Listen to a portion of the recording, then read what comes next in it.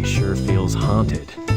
There's no time to lose. I have to hurry and find the Master Emerald. 2001, the year we would all bear witness to one of the biggest tragedies in recent history. Jurassic Park 3. Also the year that would mark the end of the influential, though sadly short-lived commercial failure that was the Sega Dreamcast, as well as Sega's run in the console market, though not without paving the way for the Xbox to build on the online multiplayer idea, and for the GameCube to basically copy Sega's homework, all the while getting curb-stomped by the PS2 just like their poor older brethren. Sony always wins, baby. Sony always wins. You can't beat Sony. One of the final games to be made for the Dreamcast was Sonic Adventure 2. Basically, it's Kill la Kill without the fan service. Okay, never mind, it is Kill la Kill, fan service and all. Adventure 2 is certainly a video game. You could spend a good afternoon riffing how cheesy and dated the game is if you're a big meanie, which I do a lot because I am a big meanie, but truth be told, I still get a huge kick out of the game regardless. It was the last good Sonic game until Sonic Advance literally a few months later.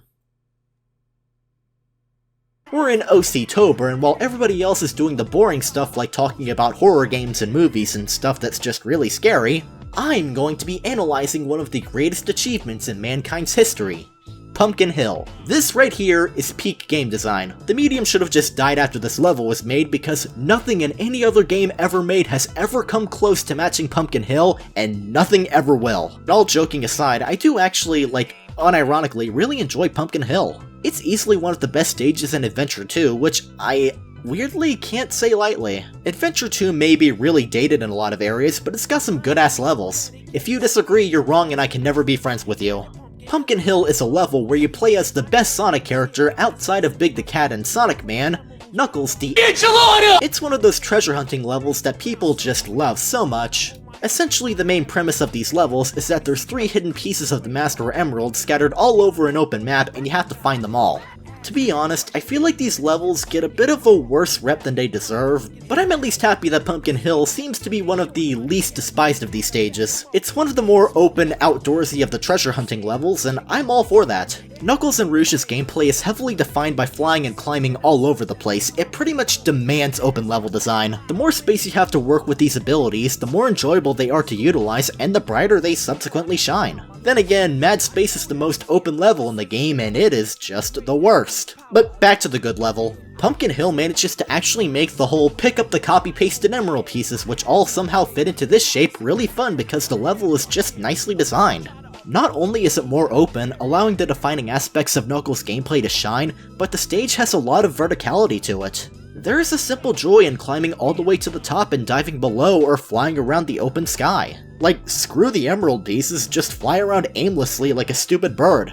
Though I must admit that I'm a bit confused by the name choice for the stage. I mean, for a place called Pumpkin Hill, I don't see no hills around here. There's a bunch of mountains, but mountains aren't hills, dummy. I live in Kentucky, I know what hills actually look like. That's what we're most known for, along with the greasiest fried chicken ever concocted, bottomless stupidity, and being the only state in the country where anybody actually likes Swedish fish according to some image I saw on the internet one time. I imagine neither Pumpkin Mountain or Pumpkin Platforms floating in the air somewhere quite roll off the tongue that well, so I'll forgive them for this. I really dig the whole theme and atmosphere of Pumpkin Hill. I can't remember the last time a level this drab and brown felt so oddly vibrant and alive.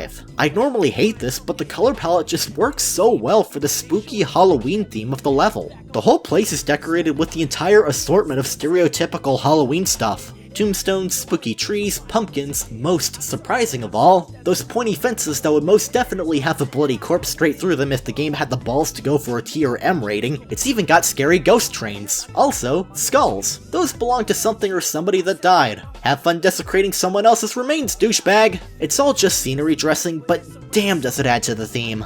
The whole thing just radiates Halloween. It's one of the first things that come to mind when I think of levels that embody that seasonal feeling. Pumpkin Hill isn't even scary, freaking Death Chamber is scarier, but god it's so festive. The entire place is packed with Halloween imagery from the pumpkin carvings to even the wall textures. It just goes all out with the theme. It's like somebody took Nightmare Before Christmas and injected it with 60 shots of early 2000s cheese. I freaking love it. On that topic, one simply doesn't bring up Pumpkin Hill without also addressing the elephant in the tomb.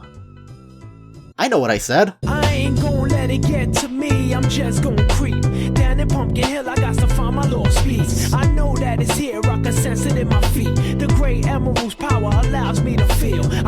The next time your parents try to tell you video games can't ever be art, show them this level, make them listen to this song, and promptly tell those dumb boomers that they're wrong and they need to shut the fuck up. This is incredible. We will never see anything like this ever again. Thank you for the Sonic team, and fuck you for Mad Space. I can actually picture somebody listening to this or playing it out loud for an event like a Halloween party. Yeah, you could poke fun at some of the unpolished animation with the trains floating above ground or just straight up clipping through the wall. And if you're not exactly a fan of the whole collecting emerald pieces thing, Pumpkin Hill I can't imagine will alter how you look at them at all, but whatever. I just really like this level and I wanted to take a few minutes to gush about why I think it's so good.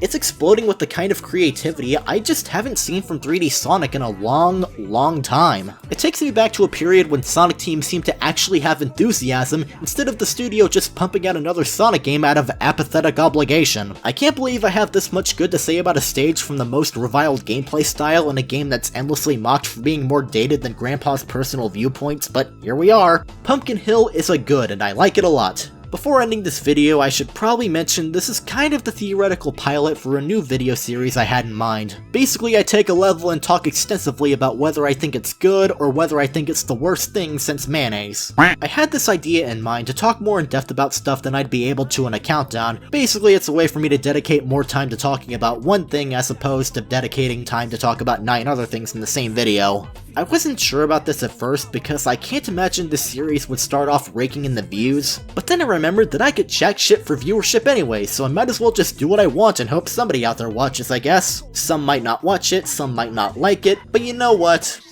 I ain't gonna let it get to me.